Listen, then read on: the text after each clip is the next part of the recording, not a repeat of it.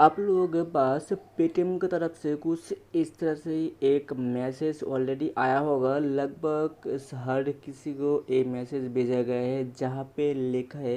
कि 1 जून 2023 से NACH mandate rejection due to insufficient account balance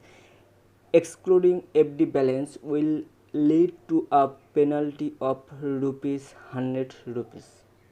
PPBL PPBL मतलब हुआ पेटीएम पेमेंट्स बैंक लिमिटेड। जिन जिन का पेटीएम के अंदर अकाउंट है, जिन जिन का पेटीएम पेमेंट्स बैंक का अकाउंट है, जो जो पेटीएम पेमेंट बैंक को यूज़ करते हैं उन सभी को ये मैसेज ऑलरेडी आया होगा जहाँ पे ये मेंशन है। आप में से बहुत सारा लोग जिनके पास ये मैसेज गया है लेकिन उन्हें ये तक पता नहीं है कि आखिर में नैश मैंडेट है क्या चीज़, आखिर में ये मैसेज हमारे पास क्यों भेजा गया, आखिर में इस मैसेज का महत्व क्या है, यानी इस मैसेज का इम्पोर्टेंस क्या है। क्योंकि आप लोगों को सबको पता होगा मेरा जितना भी वीडियो रहते हैं, मेरा चैनल का हर वीडियो का एक ही मकसद रहता है, banking, finance, credit card, debit card, इन सभी के ऊपर ही मैं ट्राई करता हूँ आप लोगों का जो भी क्वेरी होते हैं, जो भी डाउट होते हैं, जो भी क्वेश्चंस होते हैं वो सब सॉल्व करने के लिए। इसलिए पेटीएम पेमेंट बैंक का एक जो मैसेज आया है, पेटीएम पेमेंट बैंक का एक जो एसएमएस हर किसी को भेजा गया है, पेटीएम पेमेंट बैंक यूज़र को, इनका रियलिटी क्या है, आखिर में ये नैश मैंडेट है क्या चीज़, आखिर में ये नैश मैंडेट क्यों लिया जाएगा, आखिर में ये नैश मैंडेट से जो इनसफिशिएंट बैलेंस का जो फंड है ये फंड कौन पे करेगा, उन सभी को इस वीडियो पे मैं एक्सप्लेन करने के लिए कोशिश करूँगा। अगर आपको जानना है, अगर आपको पता करना है तो वीडियो को लास्ट तक देखिए, किसी भी जगह पे स्किप ना कर, नहीं तो बहुत कुछ आप मिस कर जाओगे जो आखिर में आपके लिए हेल्पफुल सब्जेक्ट तो हो सकते हैं, जो आखिर में आपको जानना चाहिए। Hello friends, real tech. अगर बात करते हैं नैश मैंडेट है क्या चीज़, तो एक बात मैं सीधा क्लियर करना चाहूँगा। नैश मैंडेट का मतलब ये है ECS। अब बात करते हैं आखिर में ECS है क्या चीज़, आखिर में ECS का कमी क्या है, आखिर में ECS के लिए हमारे पास मैसेज क्यों भेजा गया है। ECS क्या है वो बताने से पहले, ECS क्या है वो एक्सप्लेन करने से पहले मैं एक चीज़ आप लोगों के सामने एक्सप्लेन करना चाहूँगा।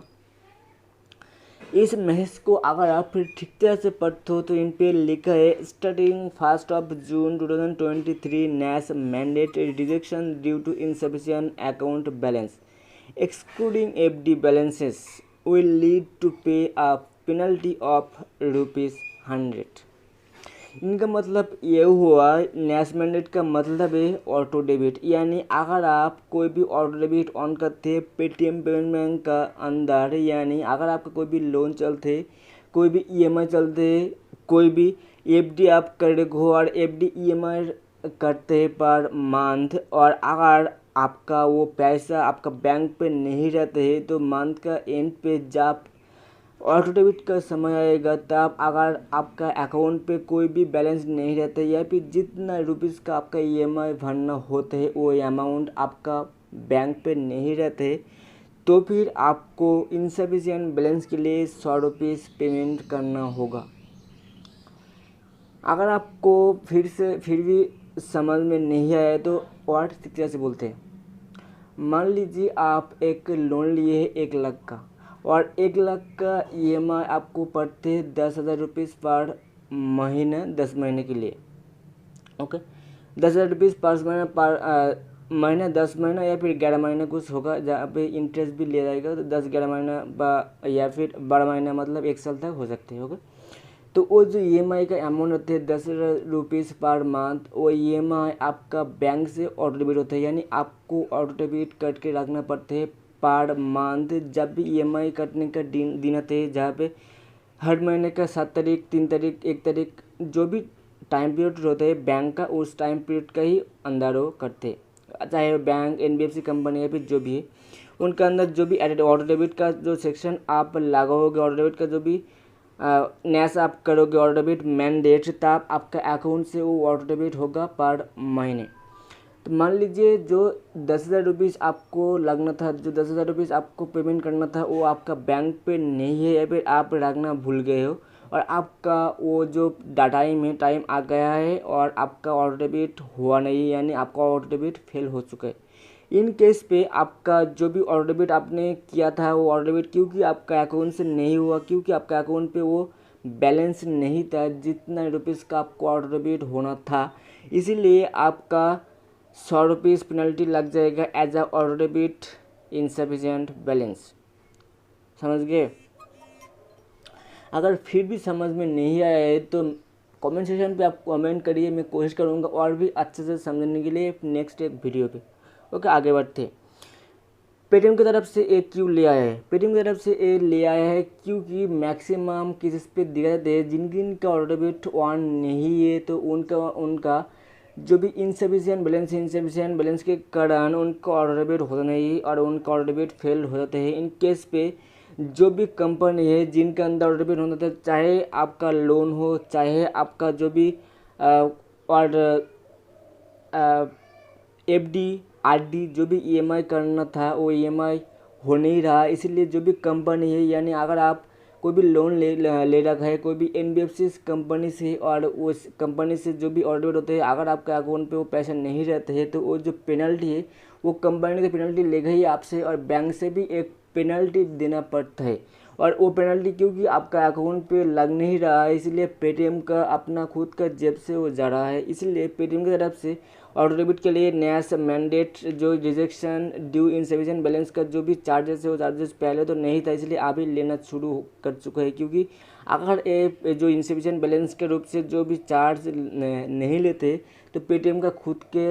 अंदर ही लॉस है, यानी पेटीएम का खुद का ही लॉस है और कोई भी बैंक कोई भी कंपनी नहीं चाहेगा अपना खुद का लॉस करने के लिए, इसीलिए पेटीएम की तरफ से 100 रुपीज़ का इनसफिशिएंट फंड पेनल्टी लगाया गया है। लेकिन ये भी बहुत ही कम है as compare to physical bank, क्योंकि अगर आप कोई फिजिकल बैंक पर ऑटो डेबिट लगाते हो तो आपको पता होगा फिजिकल बैंक के अंदर 250 रुपीज़ से भी ज़्यादा एज अ पेनल्टी चार्ज लगते हैं, चाहे वो 1 रुपीज़ का भी ऑटो डेबिट हो या फिर चाहे हो 10 रुपीज़ का भी ऑटो डेबिट हो या फिर चाहे हो 1000 रुपीज़ का भी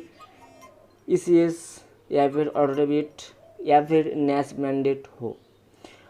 और पेटीएम की तरफ से जो भी ऑटो डेबिट लगाया गया है और ऑलरेडी शुरू हो चुके हैं, यानी 1 जून 2023 से ये लागू हो चुका है, इसलिए अगर आप में से किसी का भी ऑटो डेबिट ऑन है, अगर आप में से किसी का भी नैश मैंडेट ऑन है, अगर आप में से किसी का भी ईसीएस मैंडेट ऑन है तो आप कोशिश करिए आपका बैंक के अंदर उतना सफिशिएंट बैलेंस रखने का जितना आपको ऑटो डेबिट होना था, जितना आपका ईसीएस होना था।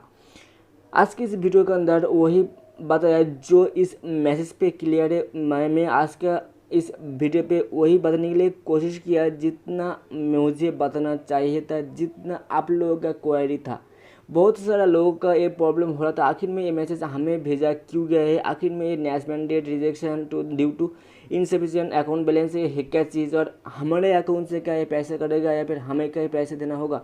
तो सीधे जवाब है नहीं, हर किसी को ये नहीं देना है। जिनकी इनका सिर्फ और सिर्फ ऑटो डेबिट ऑन है, जिनकी इनका सिर्फ और सिर्फ ईसीएस मैंडेट ऑन है, जिनकी इनका सिर्फ नैश मैंडेट ऑन है, सिर्फ और सिर्फ उन्हें देना होगा। अगर उनके अकाउंट पे सफिशिएंट बैलेंस नहीं रहते तो इन पे ये क्लियर लिखा है कि इनसफिशिएंट अकाउंट बैलेंस अगर आपका रहता है नैश मैंडेट का तो ही देना होगा, नहीं तो कोई भी चार्जेस नहीं।